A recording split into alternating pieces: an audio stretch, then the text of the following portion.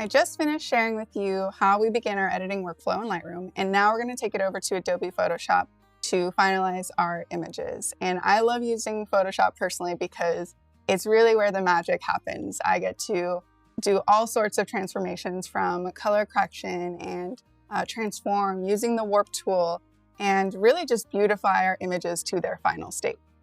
This is also where Arabella will fix all of my set design mistakes. Let me show you how. Let's begin retouching our first still from our Tower 28 photo shoot. I know that this image is going to end up being on the Instagram feed, so essentially it's going to be a square. And I want to make sure that I'm not going to be retouching anything outside of where I'm going to be cropping this image. So the first thing that I'm going to do is I'm going to grab the crop tool. I'm going to select the 1x1 square, and I'm going to decide where it is that I might be cropping my final image. And so I'm going to select somewhere around here. This seems about right to me. And the thing that I want to do is I'm going to turn on my rulers. And so the way that you do that is going to view, rulers, and that's going to help me so that I can actually drag a guide onto my actual image. And I'm going to place it at the edges of where I would be cropping down the line, but not right now. So I'm going to go ahead and cancel this crop. But now I have these guides to help me so that I know what I don't need to retouch, which would be these outside areas right here. And the first thing I'm going to do is I'm going to duplicate this background layer. I'm going to name it clean, and this is where I'm going to be doing the most of my retouching. So the first thing that I'm going to do is sort of fix our squiggles here. There's a couple things that I want to retouch. I want to make sure that this squiggle gets cropped off, so I might adjust the size of this squiggle and make it cropped off over here. I want to also extend this little squiggle here. And I can't tell if this is also a squiggle. This looks like a circle to me right now, so I want to make sure that it looks the same as the rest. And I might bring this squiggle in a little bit more too. So let's get started. Grabbing my selection tool, going to copy and paste that. And I'm going to use a couple of different tools here. So when I select something and I'm going to transform it, I usually go back and forth between the skew, the distort, and sometimes the warp. So I'll be using a combination of those as I make these changes for all of the squiggles.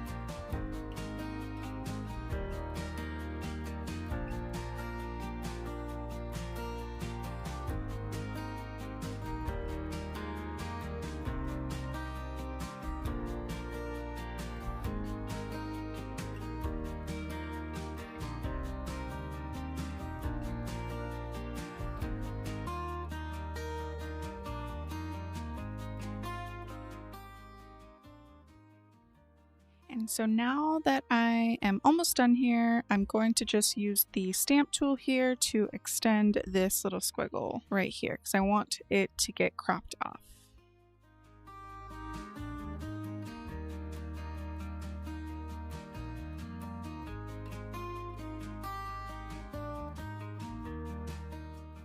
And so for this last circle here that I want to make sure that looks like a squiggle, I'm going to grab this little piece right here and just copy it and add it to this little section right here so that we can tell that it's not just a circle and it actually looks like a little form. So I'll go ahead and just select that, copy and paste it. And as you can tell, I did make a new layer that is just for the squiggles alone. You know, you want to make sure that you're not editing destructively and building on these layers so that you can eventually go back if you do make any mistakes.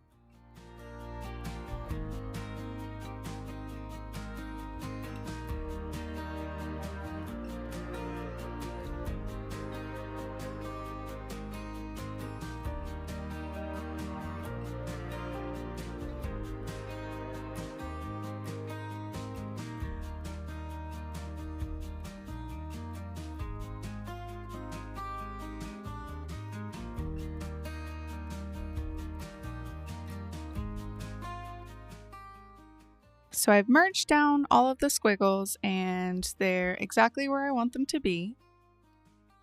And so now I'm going to be going into the next step of our retouching process, which is now to fix any of the dust and imperfections that are on our props, our products, and also all of our backdrop as well. We're going to be using a few different tools, including the spot healing brush tool, the patch tool, as well as the clone stamp tool. And I'll share a few tips along the way, but for now, let's get into it.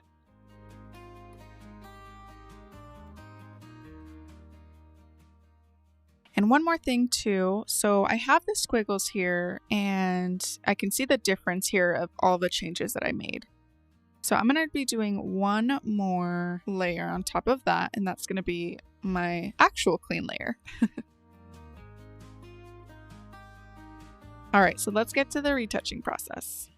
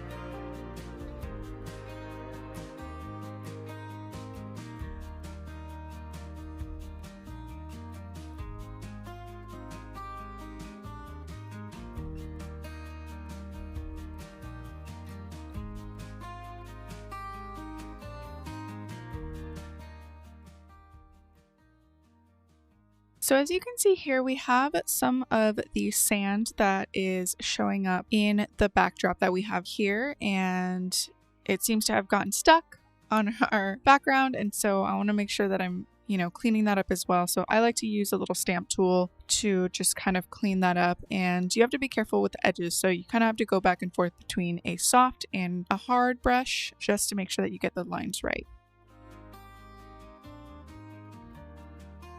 So in this case, I'm going to start out with the soft brush first.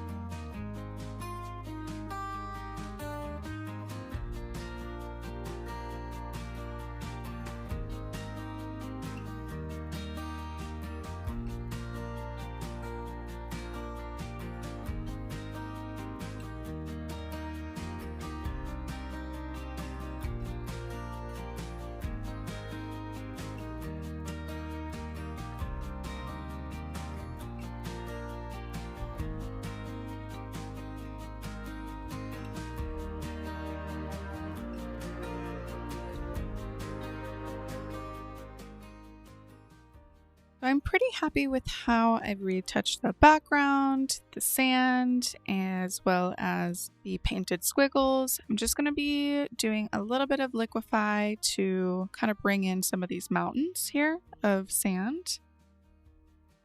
I don't want them to look as pointy. I want them to look more kind of rounded.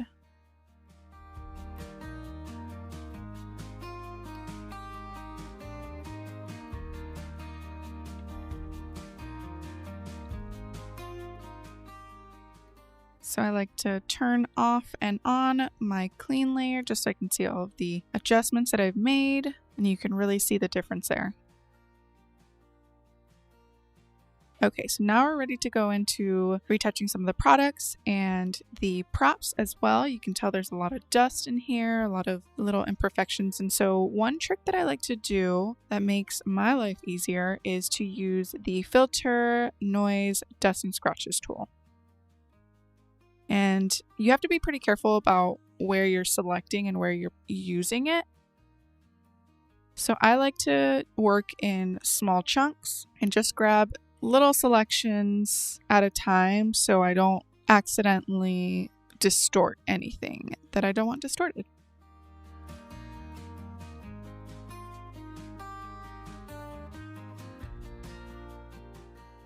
And once you've got one little selection going, then you can go ahead and use the Dust and Scratches tool, and you can tell that it cleans it right up.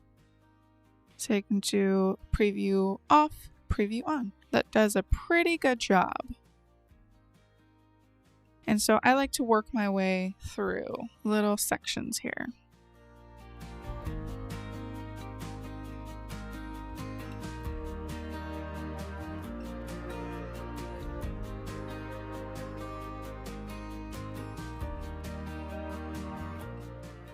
Now, of course, this isn't going to get it everything, so I'm still going to have to use a few retouching tools like the patch tool and the spot healing brush tool to kind of fix some of these imperfections here. But I'll go ahead and get rid of all the dust first and all of the little things, and we'll take care of that right after.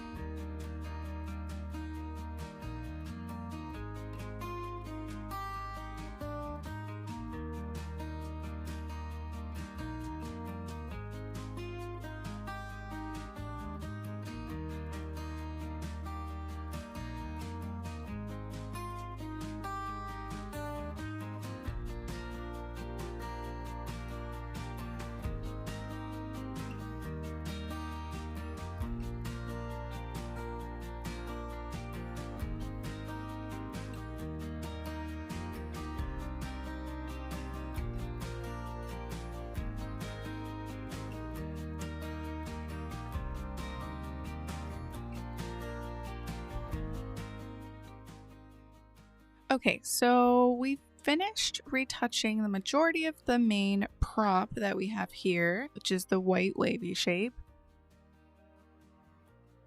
The whites can be tough because there can be a lot of dust and imperfections that are hidden in just about every corner, and we want to make sure that we get everything. So now we're going to get started on retouching some of the actual products, and these are clear acrylic products that have clear packaging, and so you want to make sure that you are getting every single little dust and speck and making sure that is all cleared away. And as you notice, there's a lot of texture going on within the actual product itself, and so I'm going to be using the same technique as far as using the filter, noise, dust, and scratches to remove some of those specks that could be from just condensation, and we want to clean that up. So let's get to it.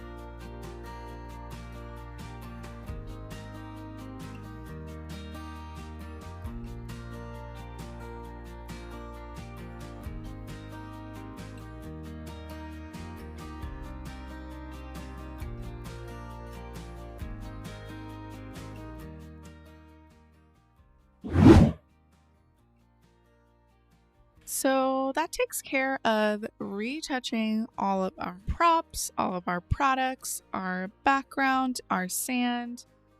But the last thing that we need to retouch here to really bring this all together are the edges of the squiggles. Set design may not always be perfect, but that's what Photoshop is for, right? So here I'm going to be smoothing out the edges. I'm going to be using a combination of the selection tool and the stamp tool to really bring this to life. And actually, I might even be using the curvature tool as well. So it'll be the curvature tool, turning it into a selection, and then using the stamp tool to guide me into smoothing out the edges. So let me show you.